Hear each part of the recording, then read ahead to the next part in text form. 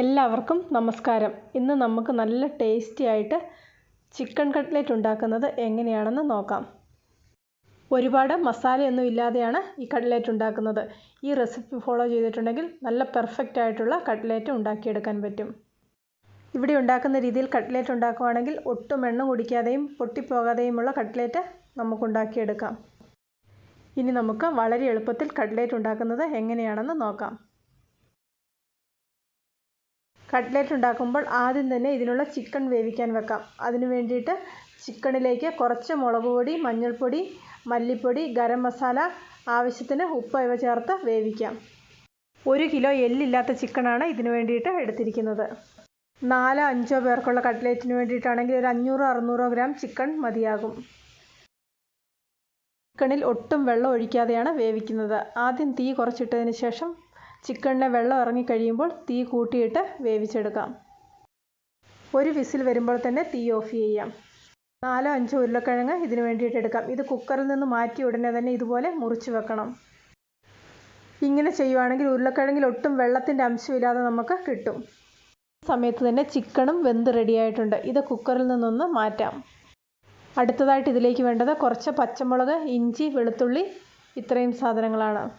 ഒരു 2 സവോള ഇവിടെ ചെറുതായിട്ട് അരിഞ്ഞു വെച്ചിട്ടുണ്ട്. ഇവിടെ ഒരു പാത്രത്തിലേക്ക് കുറച്ച് വെളിച്ചെണ്ണ ഒഴിച്ചു കൊടുക്കാം.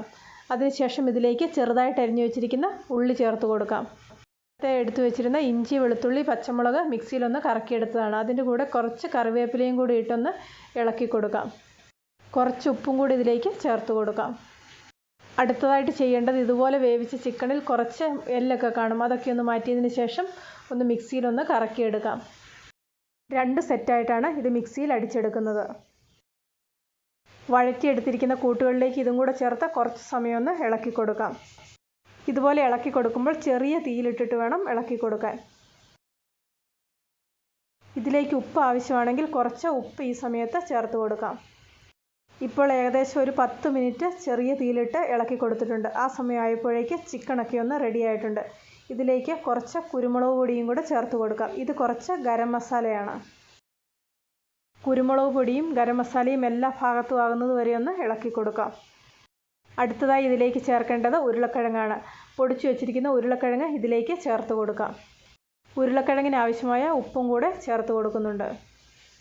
ഇതും കുറച്ച് സമയം ഒന്ന് ഇളക്കി കൊടുക്കണം. എങ്കിൽ മാത്രമേ നല്ല ടേസ്റ്റ് കിട്ടുള്ളൂ. അതിനുശേഷം മല്ലിയില ഇഷ്ടമുള്ളവർക്ക് ഇതിലേക്ക് മല്ലിയില ചേർത്ത് കൊടുക്കാം. മല്ലിയില ചേർത്തതിന് ശേഷം ഇത് അധികം ഇളക്കേണ്ട ആവശ്യമൊന്നുമില്ല. ഇതൊന്ന് ജസ്റ്റ് യോജിപ്പിച്ച് കൊടുത്താൽ മാത്രം മതി. ഈ സമയത്ത് ഇതിൻ്റെ ഉപ്പും എരിവും ഒക്കെ ഒന്ന് ചെക്ക് ചെയ്ത് നോക്കണം.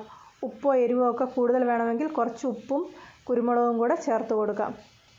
കട്ട്ലേറ്റിൻ്റെ കൂട്ട് ഇവിടെ റെഡി ആയിട്ടുണ്ട്. ഇതിനി അടുപ്പത്തു നിന്ന് മാറ്റി ഒന്ന് തണുക്കാൻ വേണ്ടി വെക്കാം. കൈകൊണ്ട് തൊടാൻ പാകത്തിനുള്ള ചൂടാകുമ്പോൾ ഇതിലെ ഉരുളക്കിഴങ്ങൊക്കെ നന്നായിട്ടൊന്ന് കൈകൊണ്ട് പൊടിച്ചു കൊടുക്കാം. ഉരുളക്കിഴങ്ങിൻ്റെ കട്ടയൊക്കെ ഉണ്ടെങ്കിൽ ഒന്ന് ഉടച്ചു കൊടുക്കണം. അല്ലെങ്കിൽ ഇത് ഉണ്ടാക്കുന്ന സമയത്ത് പൊട്ടിപ്പോകാനോ എണ്ണ കയറാനോ ഒക്കെയുള്ള ഒരു സാധ്യതയുണ്ട്. ഇവിടെ ഇപ്പോൾ കുറച്ച് കട്ട്ലേറ്റ് ഷേപ്പ് ചെയ്ത് വെച്ചിട്ടുണ്ട്. അടുത്തതായിട്ട് വേണ്ടത് 2 മുട്ടയുടെ വെള്ളയാണ്. മുട്ടയുടെ വെള്ള എടുക്കുമ്പോൾ ഈ ഒരു രീതിയിൽ മുട്ടയുടെ വെള്ള എടുത്താൽ മതി. മുട്ടയുടെ വെള്ള എടുക്കുന്നതിനുള്ള ഏറ്റവും എളുപ്പമായ രീതിയാണിത്. മുട്ടയുടെ തോടിൻ്റെ അറ്റം ഇതുപോലെ ഒന്ന് പൊട്ടിച്ച് ഇതുപോലെ ഒരു പാത്രത്തിലേക്ക് വെള്ളം മാറ്റിയെടുക്കാം.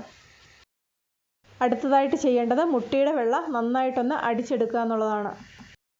മുട്ടയുടെ വെള്ള നന്നായിട്ട് അടിച്ചെടുക്കുകയാണെങ്കിൽ കട്ട്ലേറ്റ് ഉണ്ടാക്കി വരുമ്പോൾ നല്ല പെർഫെക്റ്റ് ആയിട്ടുള്ള ഒരു ലുക്ക് കിട്ടും.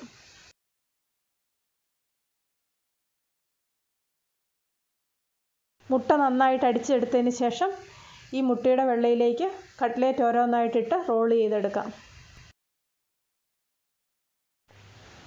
മുട്ടയുടെ വെള്ളയിൽ കട്ട്ലേറ്റ് ഒന്ന് റോൾ ചെയ്തതിന് ശേഷം റസ്ക് പൗഡറിൽ ഇത് റോൾ ചെയ്തെടുക്കാം. റസ്ക് പൗഡറിന് പകരം ബ്രെഡ് ക്രംസ് ഉണ്ടെങ്കിൽ അതും ഉപയോഗിക്കാം. നല്ല ഫിനിഷിങ് കിട്ടുന്നത് റസ്ക് പൊടി ഉപയോഗിക്കുമ്പോഴാണ്.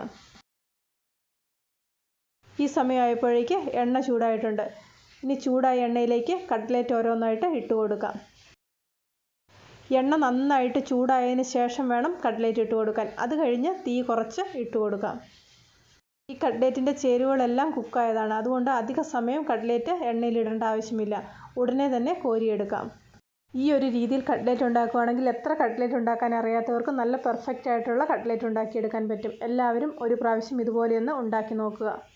ഇന്നത്തെ ഈ റെസിപ്പി എല്ലാവർക്കും ഇഷ്ടപ്പെട്ടെന്ന് വിശ്വസിക്കുന്നു. ഇഷ്ടപ്പെട്ടെങ്കിൽ ലൈക്ക് ചെയ്യുക, ഷെയർ ചെയ്യുക. കൂട്ടത്തിൽ ആരെങ്കിലും ചാനൽ സബ്സ്ക്രൈബ് ചെയ്യാനുണ്ടെങ്കിൽ സബ്സ്ക്രൈബ് ചെയ്യാനും മറക്കണ്ട. പുതിയൊരു വീഡിയോയുമായിട്ട് വീണ്ടും കാണാം.